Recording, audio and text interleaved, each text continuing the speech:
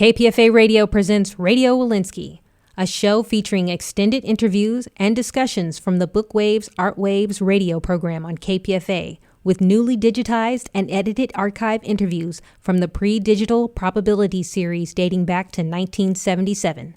Literature, theater, film, the visual arts, in-depth interviews from a progressive and artistic viewpoint, with longtime KPFA host Richard Wolinsky. Please enjoy this episode of Radio Wolinsky that previously aired live on KPFA Radio. My guest is Lisa C., whose latest novel is Lady Tan Circle of Women, earlier novels Snowflower and the Secret Fan, China Dolls, The Island of Sea Women. This is the 12th book. The first was nonfiction. The rest have all been fiction.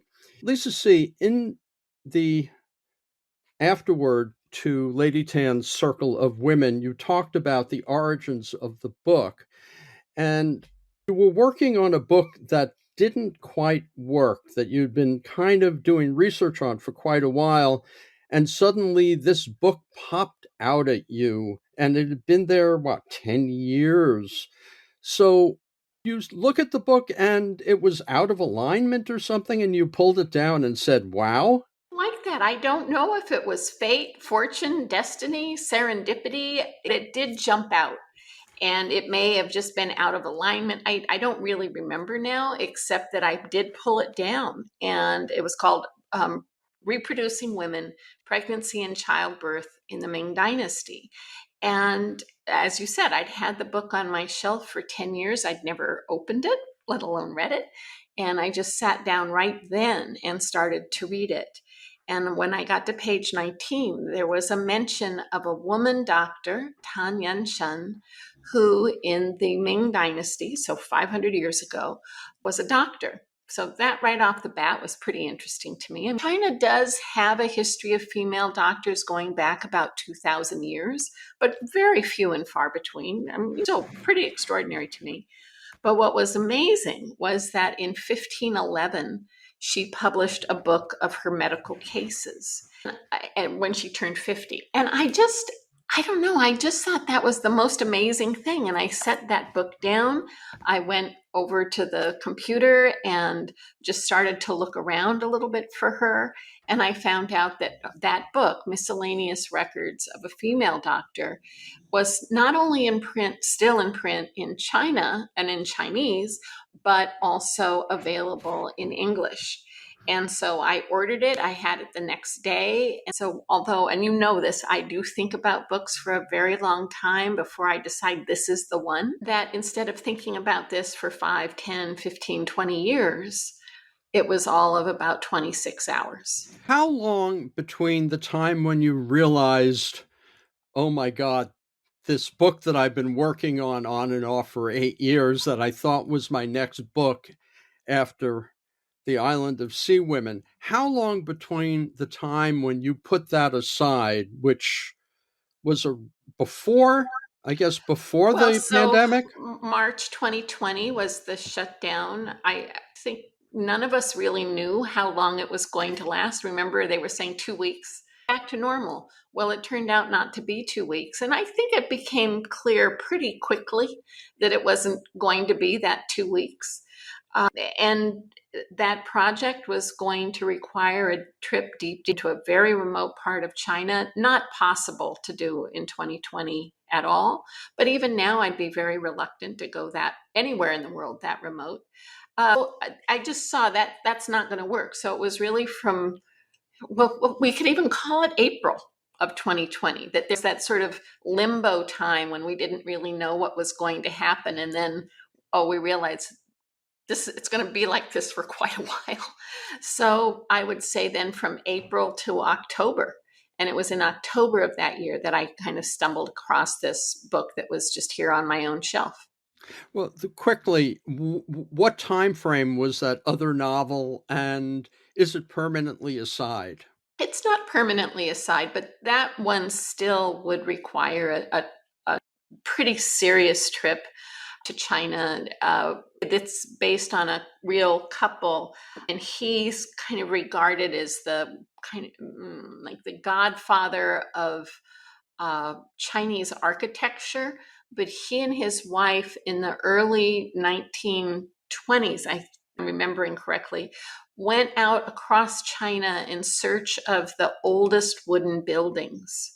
And they found them. And these buildings are still in very remote places, some of them, but they date back to the 800s. So the fact that there are these buildings that date back that far, and these two people had a remarkable life. She was a poet. They were both educated here in the United States. They were young revolutionaries. Young revolutionaries later in time are seen as bourgeois or whatever. Right. So they were, he in particular was punished in his later life during the Cultural Revolution and almost utter. You had it all working, but you couldn't do the kind of research you needed to do. Which brings us back to Lady Tan. That first name has an X in it. What is it again? Her Yan Xian. So if you think of the X like sh, Yan Xian. We'll be right back after this message from KPFA. KPFA Radio is a community-powered, listener-supported radio station based in Berkeley, California. We are able to bring you this content through donations and support from our listeners. Please consider supporting KPFA through a donation by visiting www.kpfa.org/donate.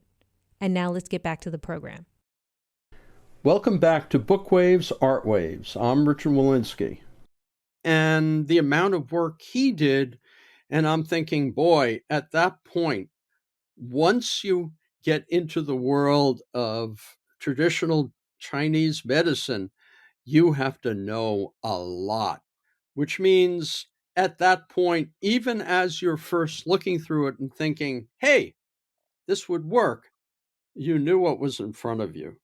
I did. And the fact that I wouldn't have the same type of access to material that I ordinarily would have had. I was and I'll just say one thing about having something as complicated with as much history, with as much sort of cultural implications as traditional Chinese medicine has. As a writer, there's also a part where you have to simplify it enough so that the person who picks up the book in a bookstore and goes home to read it, they're not drowning in that information. That it has to feel natural, but that you don't have to have every single thing in there.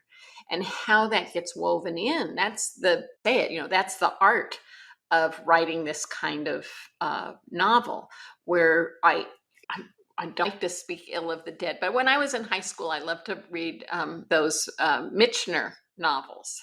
And remember, they were so big, Hawaii, and it's this gigantic thing. And you're reading along, and there's a plot, and there's a love story, and there's, and you're turning the pages because you want to know.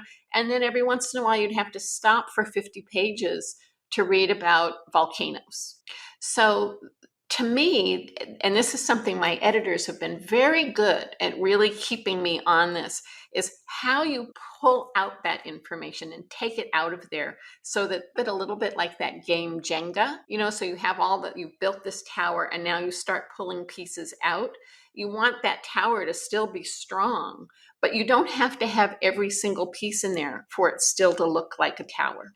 So, there's a kind of rule of thumb that my editor and I have, which is, yes, she'll allow me 3 pages of history or, some background thing that I'm fascinated with. But then any one word beyond that, she's like, come on, you've got to cut it. And sometimes she's just like, look, you have a paragraph here and it's just stopping the action. So how those things get woven in so that people, particularly with something like traditional Chinese medicine, that it has to still feel real. It has to be accurate, but you don't have to put every single thing in. Because people aren't studying to become doctors. They're reading because they want to be entertained and they want to learn something maybe. At the same time, you kind of know those blocks have to be in the tower in your mind, because then you have to know what you can pull. Right. And that so becomes my first difficult. Draft, my first draft is very long. because I have to put in everything that I found. I want to use it. And then that's the whole editing for me is stuff out. Like, how much of this do I actually need to have for it to make sense and still feel full and rich? It's not the dietetic version, but that it doesn't have to have every single detail. Well, we're going to go into a lot of those details in a minute, but I kind of skip it. Can I give an example because this just popped in my head? Sure, go ahead. Tanya Shen, she has several remedies, and in her book, she describes: here's the patient, here's what's wrong, here's what I'm suggesting for her remedy, and here's how to make it. And so, let's say a remedy has 10 ingredients. I don't have to put all 10 in. I think it's more important to maybe use 3, but talk about why those 3 are important and what they do. So see, it's not a whole recipe, but it's taking some of the things from the recipe and expanding on those so that then they make sense. Like, oh, if you take this root, here's what it does for you, and here's the history, maybe even the history of it or how it was discovered. And to me, that's much more interesting than having a list of 10 ingredients just on their own. Before we go into the creation of the plot, and then we're going to get back to some specifics, because it feels as researched as it is, Lisa C. Acupuncture, herbs, pills. Lady Tan is using pills, she's using herbs and teas. I couldn't get a sense whether there's any acupuncture. There's one point... She did not use acupuncture. Okay. There's one point where she's putting things on 8 different places on a body, and I'm thinking, what is that about? Yeah, so that's called moxibustion. And the way to kind of visualize it is sometimes you see incense in the shape of a cone. Okay. So these are often in the shape of a cone, and they're put on the acupuncture spots and then lit like incense. And as they burn down, the ingredients of this cone are sort of seeping into these channels. Was there acupuncture then? There was acupuncture. She just was not, she didn't do it. Which you found out because she doesn't mention it at all, I guess. She doesn't mention it, and her grandmother, who was also a doctor, didn't use it. Her grandfather, who was what's known as a literati doctor, a doctor who learns how to be a doctor by reading books, he didn't use it. So she was really learning from them, and they, for whatever reason, preferred to stay with herbs and moxibustion. In the book, we learn a lot about what it is like to be a very wealthy young woman, because she's mostly young in the book, in that time period. And also because you have her midwife best friend, we learn what it's like not to be a wealthy woman in that time period. You do make the mention that they both envied one another for what they could and couldn't do. You, Lisa C., which would you rather have been? Well, personally, I would rather be able to be out in the outside world, even though that meant probably in some ways my life would have been harder. But living in utter seclusion is not, I think that's difficult. And I think that was very highlighted during the pandemic, that many of us discovered, gee, being alone 24 hours a day, day after day, is not so great. And also not even being able to go out and do the things that we like to do, if it's going to a concert or a play or a museum, but even something as basic as going to the grocery store, all of a sudden had a very different feel to it because, well, I suppose you could say you were risking your life every time you went to the grocery store, but also it's the contact that we have with the outside world, what we see, what we hear, how we interact with people, all of those sights and sounds that are the things that fill us. And I think also, fill us emotionally and psychologically, but also are the things that help to feed our creativity and our empathy. And so, that's just me, of how I sort of feel about being in the world for these elite women. And Tanyan Shen, she came from generations of imperial scholars. Her father was very high up in one of the government boards, the Board of Punishments. Her father, her grandfather, her uncle, all really high up. And this was, without question, an elite family. She was highly educated. She went to live with her grandparents when she was 8 years old, and she used to recite poetry to her grandfather at night when he would drink wine and she would recite poetry. And I don't have this memorized, but she writes about it in forward to her book, that he said something like, "This girl is very smart. We shouldn't let her confine her to embroidery and reciting poetry. We should teach her," and he said, "my medicine." So his idea of his medicine is out of books, but it was really that she learned under her grandmother. And then, but being so, highly, highly educated, very privileged, has her own servant from birth. But I think price of that is that confinement and the restrictions that were placed on these elite women. So, of course, she goes into an arranged marriage when she's 15. I've written about arranged marriages in my other books, but I do think about it a lot.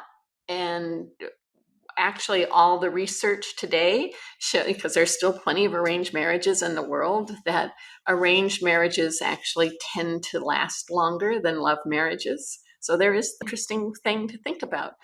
But the other side of it is, I think about being a 15-year-old girl, and you're dressed up in your outfit and you're taken, in this palanquin, you can't see out, you're taken to your husband's home, you're taken back, can't see anything because you have this veil over you. And then basically you're taken to the back bedroom to have sex with your husband, who you've never even seen before. And that must have been, you would understand, oh, this is the culture and this is what everybody does in our class and this is what's expected of me. But there must have been a part of that was really terrifying and very scary. So that's one thing. Another is that, people of that class lived together in these large compound homes where you'd, surrounded by a wall, and inside there'd be different courtyards. Maybe one family would live on this one, but you're living with between 40 and 100 of your husband's relatives. And you're not seeing your relatives. You're not seeing your friends. You're now, for the rest of your life, kind of confined within these four walls with these people, and in particular in the women's quarters, where women would spend their entire day. And even within that, there was this kind of class system where you had servants, you had the concubines, you had the wives. Sometimes there were secondary wives. There's the one woman who's in charge. And so there was, and if you've ever watched like a Chinese soap opera that takes place in imperial times, there's always this fighting for incremental territory and incremental power within that women's chamber. And to me, again, just thinking how that would be for me to live with all of my husband's female relatives and spend every single day with them from morning till night until I died. That, not that I don't love them, but it is like my version of hell, right? And that you wouldn't be able to go out. In this novel, I mean, and in this time period, this was Confucian thought really went through society, culture, family, and really set what people could do, what those boundaries were. And he was a great thinker, don't get me wrong. He was a great philosopher, but he didn't care for women. I think that's really fair to say. So one of his sayings is, a good woman will never go more than 3 steps beyond her front gate. So that meant that really, if you're following Confucian thought, that you're really keeping women completely confined. for the part of their lifetime. I suppose the upside is they're not as exposed to epidemics, they're not as exposed to war, they're not as exposed to certain kinds of violence that you would see on the street. I mean, they're very, very protected. But when you're that, and I'm just trying to say there's a downside to that total protection and isolation.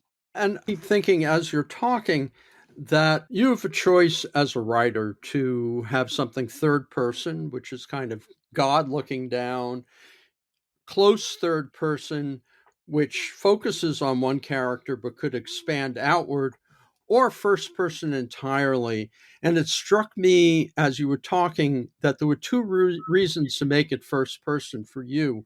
One is that you're writing this in the pandemic, and it's very easy for you, given your isolation, to write about someone's isolation through their eyes. And the second is it makes it a little bit easier on your research on what's going on outside. I don't know about the second part. The way I think about it is that if you can live in their shoes, if I'm in her shoes, there's that whole thing of the unreliable narrator.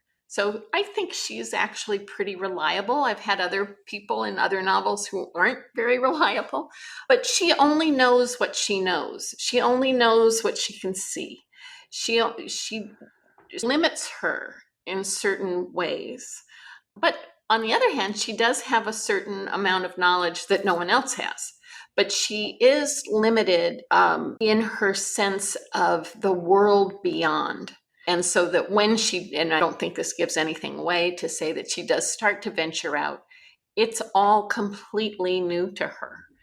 And if she drives by goes by the butcher shop, she's seeing that for the first time. If she's on a river, being transported from one place to another place, she's seeing the big open sky for the first time.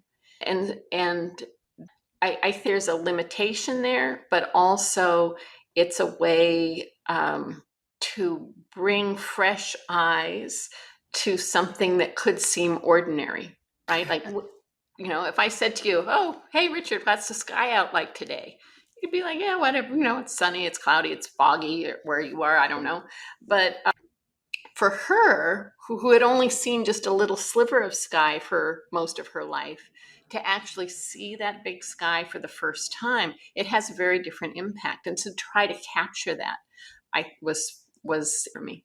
Lady Tan's life, what we know of it is obviously we just have a couple of pieces of information after the age of 50. But even at that point, there are many, many. So in a sense, even though you've got these various patients and you can add them in or specifics there, you're basically creating her life for her. Right. In the afterword, you talk about how there was no way of knowing if she actually did go to Beijing. And so there's no record of her ever leaving the town of Wuxi after she moved there, that she ever left. And you made the decision that you would take her to Beijing. What prompted that decision, or was it always there in your original conception? It wasn't there in the original conception, but there were two things that did prompt it. The first was in addition to her own book and her own cases, I was really looking at the historic records, particularly about women's health and women's reproductive health in that time period. And it's amazing what has been saved and what's available. So, for example, that book that I first pulled down, Reproducing Women in the Ming Dynasty, this is, that's a huge academic book on that subject with many, many, many cases. And that was just one source for me. But every once in a while, I would read of a case and think, I've got to use that, and leads me to the second part of why I wanted her to go to the Forbidden City. And I've already touched on it a little bit, but it's that idea of, we'll say, like women on a continuum, where in the past you could say servants, concubines, wives, spinster aunts, all the way up to the empress. And we would have, working women, the woman who holds the tiller on the ship, the tile maker, a midwife. These are women who are out in the world, very different from the ones who are confined. But they're all on this same continuum. And we can relate that to today. You could say, oh, it's a maid who works in a hotel, or a young, beautiful girl who's out dating somebody new every night, or a mom with 3 kids and a van, and you go all the way up to what would be the equivalent of the empress. We'll just say Beyonce. And that we have these parallels, even though they may look different on the outside. But so I was thinking about that all how women are on this sort of stratified layer of what their lives are like. Somebody who lives in the inside, somebody who's out in the outside. But what unites all of these women, whether it's today or in her time 500 years ago, or we could say when we're all living on Mars 500 years from now, or maybe sooner, is that we're united through time, through geography, through space, by this unique physiology and biology that we have. And so, when I'm writing a novel, it's not just the plot. I obviously have some themes that I'm exploring. And so those were 2 of them that felt to me very connected. And that with this amount of knowledge that's out there about what women's lives were like, and how women were taken care of in those days, that there were stories that I found that I felt, oh, this actually helps me think about this idea of women on a continuum. It helps me think about, it doesn't matter time, space, geography. That could have happened today. It could have happened 500 years ago. A couple of ways to go here. One would be to throw out some of the specifics and have you talk about them. The other is to ask a little bit more generalized questions. I'm going to try to combine them if I can. When you're doing your research and looking for something that's going to grab your attention, because it grabs your attention, it obviously has to go in the book. What were a couple of the most amazing things that you wouldn't have even thought of unless you found it? The worm. Like the worm and the eunuchs with the arrow. I could never have imagined that or made it up. Well, there are 3 for me that are the big standouts. So the one is the worm. The next one is when the message is written on the baby's foot. I'm not trying to give away too much. And then the thing that does happen in front of the empress. All 3 of those incidents happen to real women. And so they could seem, far-fetched or made up, but those are the ones that are completely grounded in historical fact.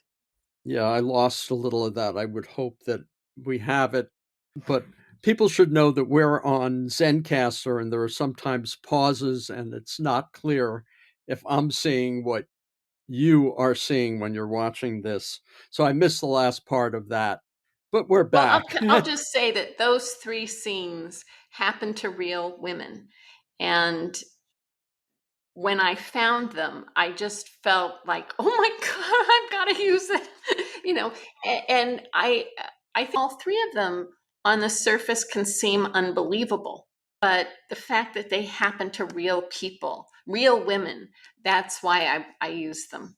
And then the next question is, okay, we know what's amazing. What about the weirdest thing you found other than the worm? Just something that she did, something that you found in your research where you're going, I think the idea of ghost pregnancies. Yeah. And what would happen is, let's say a woman's husband died and 5 years later she gave birth, or someone's husband has been traveling for 2 years and somewhere at 18 months she gives birth.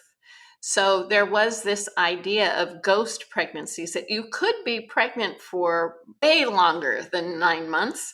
And that what struck me about it was that it was a way to actually save a woman's virtue, right? I mean, obviously, a woman wasn't pregnant for 5 years after her husband died, but this was a way that within the society they could say, oh, she gave birth to her husband's son, it was a ghost pregnancy, but we don't have to ostracize her, punish her. And this was particularly important in these big elite family homes where you certainly didn't want to have scandal, but that it all a way to protect women in an interesting way, because on the surface it seems like that it's so far-fetched. I also noticed, speaking of the eunuch and the arrow, which is a quick story that you said actually happened as well. There's a lot of eunuchs in the Forbidden City, but none elsewhere. Is that correct? That's right. Well, there were some who were sent out on behalf of the emperor, and under different emperors, there were periods where the eunuchs had extraordinary power and were really basically running the government. And so if they were running the government, that meant that they were going out across the country. They were the eyes and ears. But originally, this started because the emperor could have as many as 10,000 women living with him. And, if any of those women got pregnant, they better belong to be potential emperors themselves, that they had to be in direct line. So that this was a way of sort of protecting they didn't call it a harem, but, for now we can call it his harem of women. Also, the relationship of concubines. Did that surprise you, or had you know about that before, that concubines were kind of an official part of these wealthy families, and that if a concubine gave birth, that child, even though it was born out of wedlock, could wind up being the heir? Right. And actually, in my family, I don't have to look far for this. So, in my own family, my great uncle, he had 9 sons, but he had a total of 3 or 4, I can't remember, wives. And it was actually the second one. She wasn't a wife; she was just a maid in the house. Was the first one to give birth. And so in my family, and this is pretty traditional in Chinese families, it was number 1, number 2, number 3, number 4. And they still, to this day, refer to themselves to each other that way, not by their names, but by their birth order. And so the person who was actually number 1 was the son of the maid. But then number 2, he was the first son of the wife. And always in my family, there has been this way that they will say, well, he's number 1, but he's really not number 1. This one is number 1. And all the way to today, they still talk about it that way. And what that meant, in terms of who was the eldest son. And the other side of it is that if by some chance the father can't be a father, then the wife or concubine could actually have her own person, her own man, and that the son there would then be adopted as if he was the official son. Did you know that beforehand? Yes. But this part really has to do with the afterworld and traditions surrounding the afterworld. I mean, I've about it a little differently in Lady Tan's Circle of Women, actually a little more directly than I have in some of the other novels where, it's always important to have a son. And I think in all of my books, actually, the importance of having a son. But the reason why that's so important is that so many of the holidays, particularly Chinese New Year, which, is across Asia, but might have different dates, part of that is making offerings to your ancestors who are in the afterlife. The thing is, in the afterlife, it's like a parallel world to this one, where you have all the same needs, wants, and desires as you have here. So you need to have food, You need to have clothes. You need to have a place to live. You need to have the newest phone. You want to have a flat screen TV. All of the things that we want here, they need there. And so in China, but you can see it here too. In the lead up to Chinese New Year, you'll see people maybe making offerings of fresh fruit, but sometimes they make things out of paper mache, or you can buy stuff. I've seen in China, people on a motorcycle driving with a huge flat screen TV that's made out of tissue paper, basically. And then you set fire to them, and then they travel to the afterlife to your family to use. And out of their gratitude for your offerings, they're going to reward the family throughout the year with happiness, a good job, money, good health. And so it's this very connected relationship between the everyday life and the afterlife. And it's a very quid pro quo.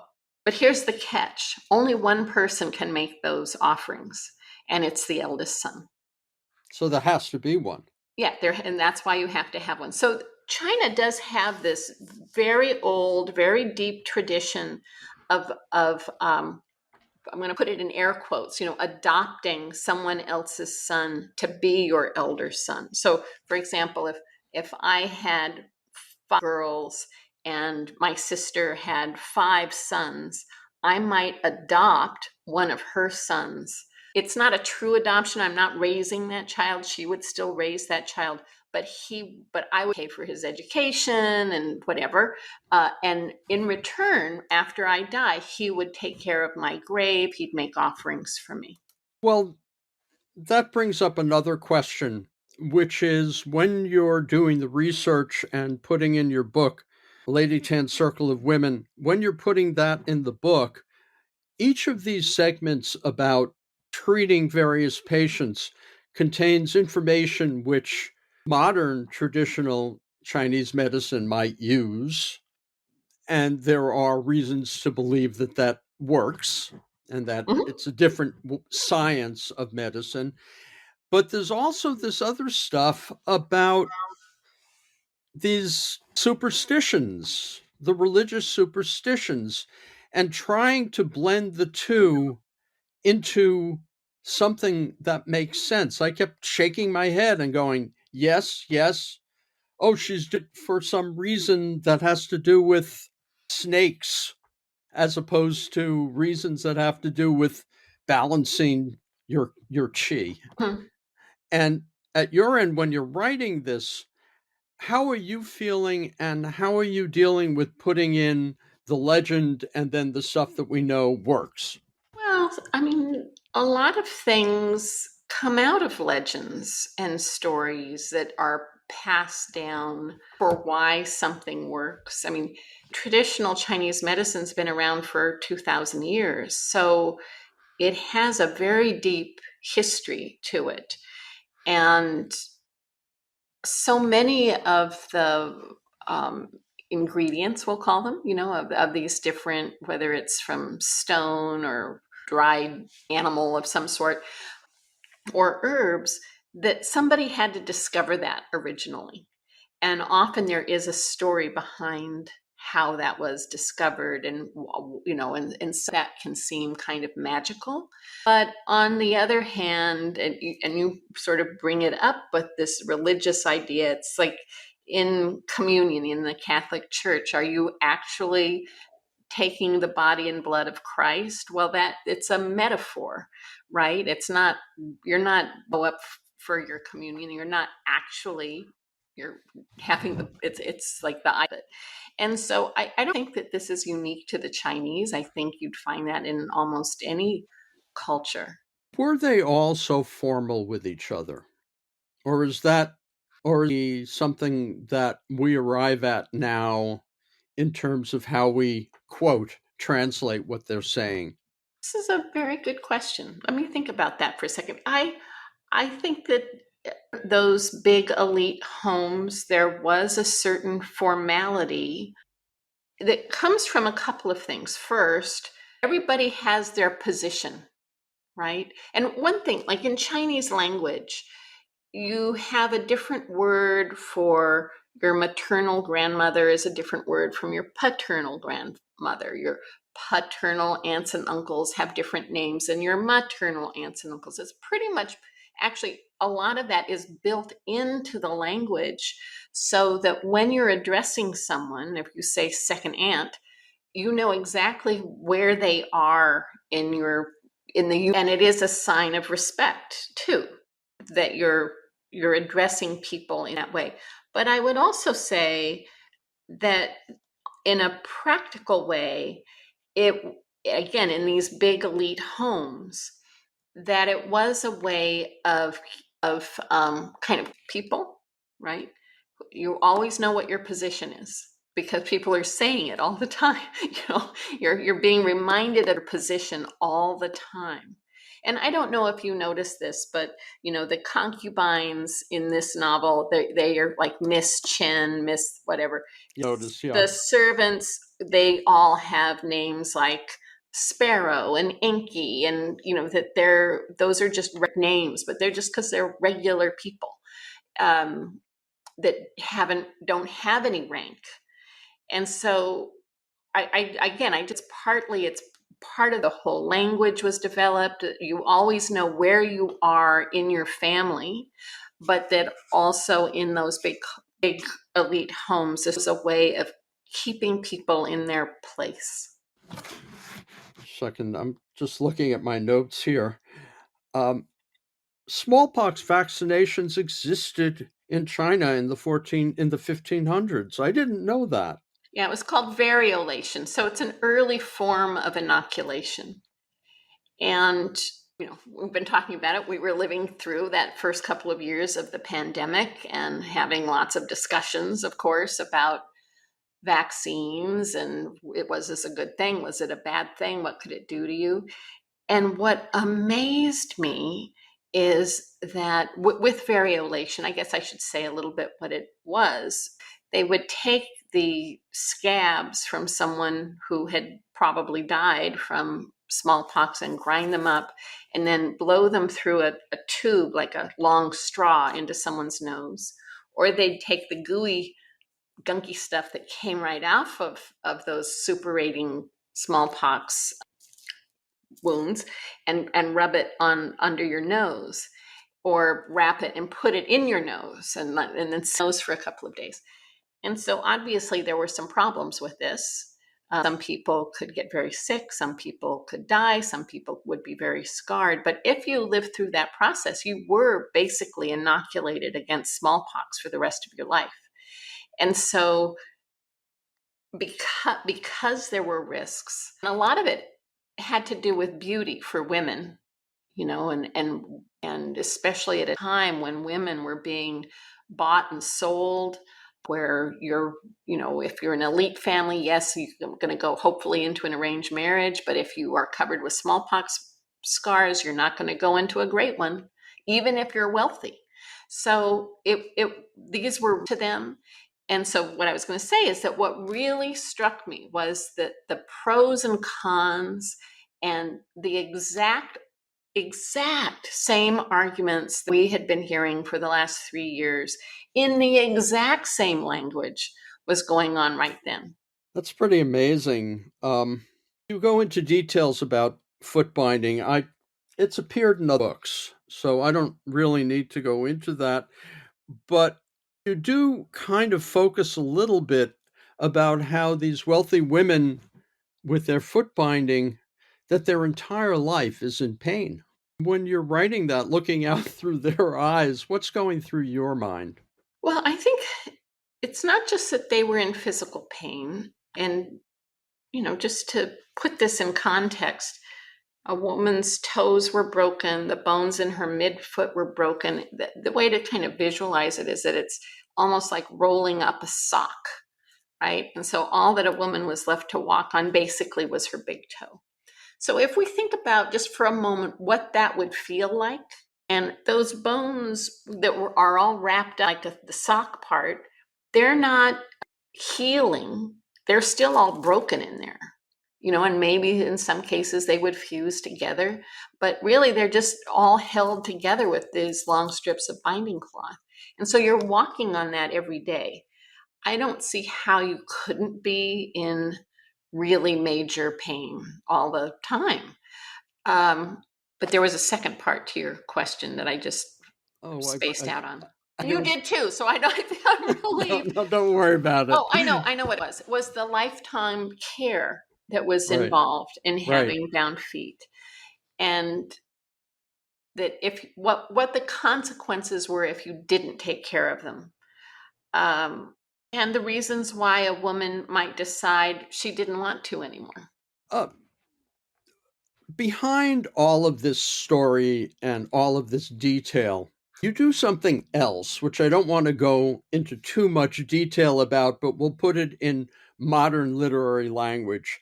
At various points, you put a gun in a handbag, and you do it several times, and eventually, obviously, the gun comes out. This is all metaphor for what actually happens in the book. At what point did you realize that you were going to create this behind the scenes plot? It was pretty early.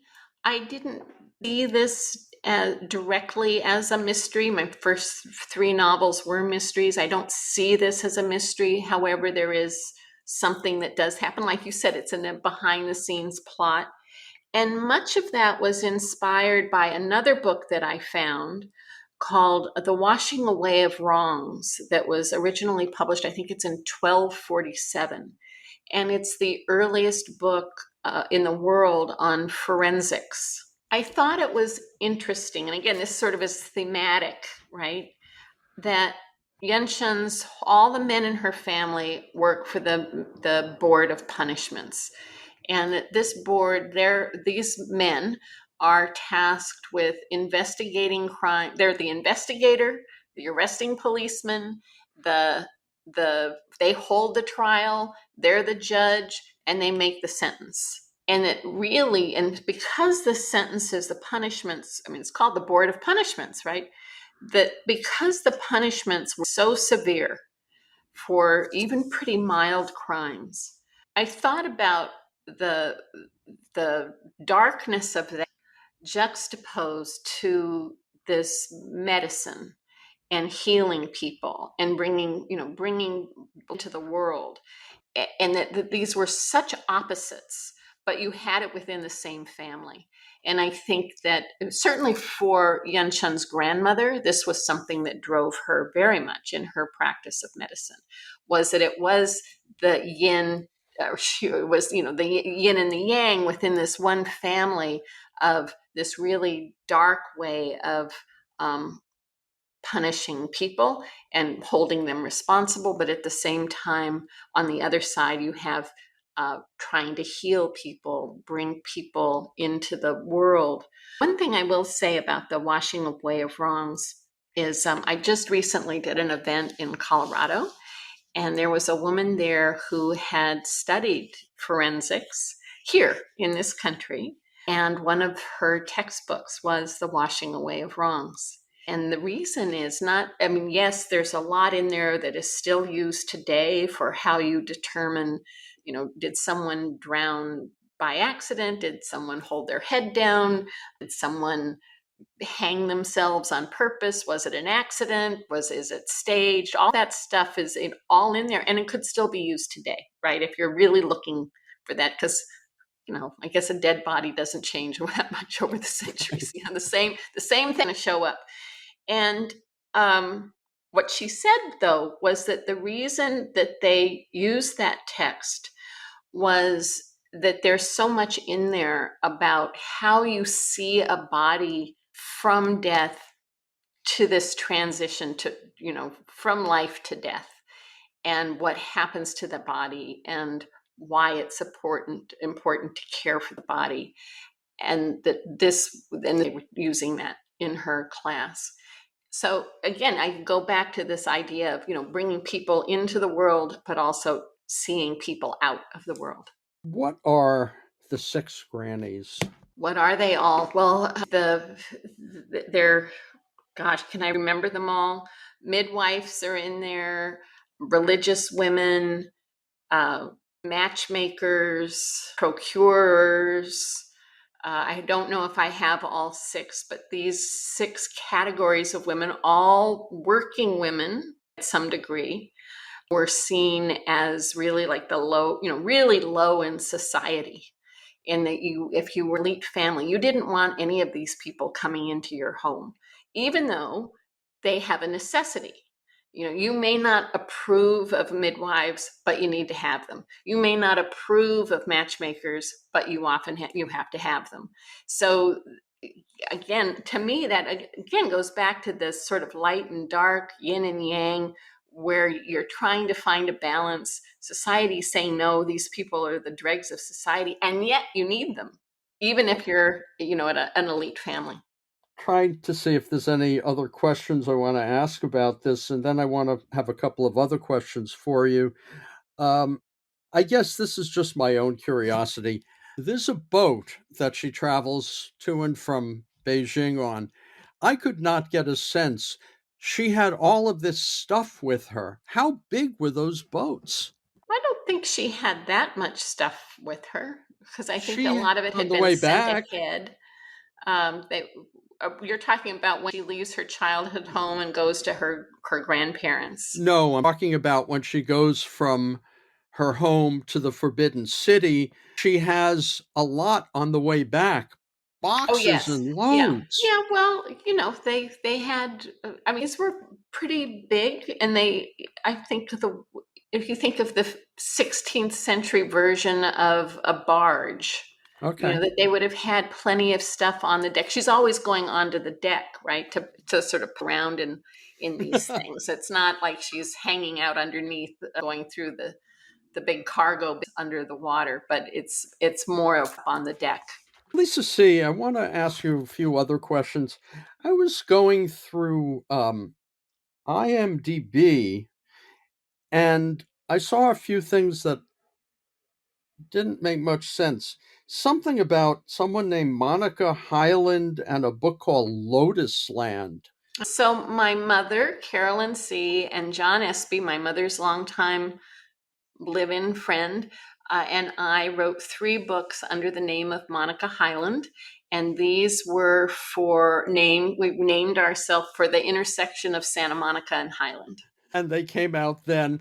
What's the relationship between those early works and your later writing? Or were you kind of an apprentice at that point, or Was I what? trying to what? Yeah, well, I'm just curious. You wrote these books with 2 other people, and then you began working on your own. Right. Did it apprenticeship for you? Absolutely. I mean, I did, my mother was a writer, John was a writer, 21 years between my mother and me, 21 years between my mother and John. They had a lot more experience than I did. But this was a very democratic process. And it was, this is how old I am, before they had computers. And so I was the one who hand wrote everything. And so we would take turns talking. But, the person who holds the pen has the final authority of what goes on the page. And so sometimes they'd be like telling a whole scene, and I would just be waiting. Like, I don't like that so much. But I did learn so much from them. And I feel, so my mother was a writer, John was a writer, but my mother's father was also a writer. And so I'm 3rd generation. So much of my work habits comes from them. I feel like I did have kind of a lifelong apprenticeship. Sometimes I joke around like, I'm glad they weren't plumbers, but gosh, why couldn't they have been brain surgeons? But I'm grateful. I got to see working writers from the time I was a small child. IMDb, of course, lists Snowflower and The Secret Fan because that's a film that came out. Were you happy with that one? No, not really. No, I mean, there are some scenes in that film that I really like. I would not have been able to create in a novel. I mean, I did have it in the novel, but to see it visually was much better. The one that I always go back to is it's the there's a month of singing and crying in the upstairs chamber before someone marries out. And so I wrote that scene, and they're singing songs, but the Yao ethnic minority people who knew those wedding songs, and so the scene shows them, singing those wedding songs, and it's so to have the music, to have the voices. That's one of the wonderful things about film, that you take something that is only words on a page, but they can bring all the sound to it. But the rest of it, meh. Well, you're the author. Well, I mean, there were people who really loved the book, and if I tell you there's a scene with Hugh Jackman singing and dancing in it, that they made some changes. Yeah, I was thinking, I know I saw it and I remember that, and I'm thinking, seriously? But it's But Hollywood. here's the thing. I I have a very good friend, very old family friend, who was the longtime main film critic for the LA Times, Kenny Turan. And the writing was on the wall pretty early about the film. Like I was worried about it, and I knew that people really loved the book. And there was one time we were going out to dinner, and I said to him, I'm just really scared about what people are going to say. You can't reach the director, you can't reach the stars, but I'm pretty accessible. And so I just I don't know what I should say when people say, like, well, how did you do that? How did you let them do that to your book? And he told me a story about James M. Cain. So, Mildred Pierce, The Postman Always Rings Twice. I mean, these are, first of all, some of the greatest novels, but also these are classic films that at the time people would say to him, how could you let them do that to The Postman Always Rings Twice, for example? And he would answer, they did nothing to the book. It's still right there on the shelf. And that helped me so much. And I've obviously carried it to today. Film is completely different. A writer, a novel, somebody who writes novels, that's my vision. It's my aesthetic. We've been talking a lot about underlying themes. Those are my underlying themes. But a film belongs to the director. And the director, he or she, they have their own aesthetic. They have their own themes that they want to have. They interact with the actors in different ways. There's parts of the story that mean more to them than might have meant to me. So I just don't think it's a mistake to say that it's a bad film. I think it's better. It's just Wayne Wong's vision of that story. And he's an artist too. And as a director, that's his vision. It's, sometimes in the moment as you're seeing it, it's like, oh my God, but if you step back, I really believe that it is the director's vision, and that these are completely different ways of telling story. They're completely different media. Well, talking to other writers, I see it more as you're lucky if it comes out in a way that satisfies you, and you're unlucky if it comes out in a way that doesn't. But the truth is, you give it away, you sell it, it's their business, and you got to let it go, period. Speaking of that, there are two other Lisa C. works in adaptation that I didn't know about. There's apparently either coming or maybe it won't come a Korean TV series of the Island of Sea Women, and the other is Peony in Love in Development.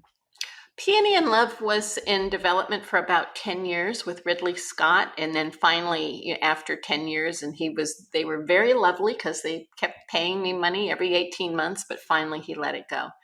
And then Island of Sea Women is in development with a company in South Korea to be a television series. Someone asked me the other day, are they affected by the writer's strike? I actually don't know. Like, if you live in Korea, are you a member of Writers Guild here? I don't know. So I'm not sure if they have still been proceeding. I know they have a writer that they're working with who's developing the how this play out over 5 years. I haven't spoken to in a little while because I've been out on tour for Lady Tan. And one final question. Okay, Lady Tan was finished. It went through all of its edits. It came out. And that means that it was finished around a year ago, give or take. Have you started on another one? I have done a lot of the research. I haven't started writing. I'm going to really be wrapping up all the touring for Lady Tan in about 2 weeks. And then we're going to go to Colorado and hole up there for maybe a month. And so I hope once I get there that I can really take all of the research that I have and start to put it together into at least a long out of what I want to have happen. And can you give us a taste of when and where it takes place? So this isn't the only historic backdrop, but I'll just say one of the major pieces is the 1871 Los Angeles Chinatown Massacre. And so Los Angeles at that time, only 5,000 people, tiny compared to San Francisco at that time. And it was considered to be the wildest of the Wild West towns, far more violent, far more gunslingers and shoot 'em ups than places like Deadwood, Dodge City, Laramie, all those places that we think of as being the Wild West towns. But Los Angeles was the most violent. And 10% of the population participated in the massacre. 10% of the Chinese were killed. They were shot, stabbed, hung. This is considered to be one of the largest mass lynchings in the history of our country. I'm telling the story from the perspective of, again, based on real women, 3 real women who lived there. And at that time, only 34 Chinese women in Los Angeles. I think about that a lot, like what their lives must have been like to be in this very rough and tumble town, just so few of them. And so I don't know if you want to hear more about it, but yeah, it's based on the true stories of 3 of these women and what happened to them and how each of them actually had a pretty big effect on not just the events of the massacre, but also how Los Angeles became a city, a real city, we'll call it a law and order city, and how it was able finally to join the rest of the country. You've been listening to an interview with Lisa See, whose latest novel is Lady Tan's Circle of Women, and you can find out quite a bit more about the novel and see photos that presumably show us some of the scenes in the novel, the garden in particular, at lisasee.com. I'm Richard Wolinsky. Bookwaves, Art Waves can be found on the KPFA.org website. You can find other interviews at bookwaves.com or bookwaves.org. Bookwaves, Art Waves is also available through iTunes. I hope you enjoyed this podcast. If you want to find more KPFA radio content, log on to www.kpfa.org. Also follow us on social media by visiting Facebook at KPFA 94.1 and Instagram, Twitter, and TikTok at KPFA Radio. Plus, check out our KPFA TV video content on YouTube and twitch.tv at KPFA Radio. Subscribe to this podcast and stay updated to when we release episodes of shows representing the best of KPFA Radio.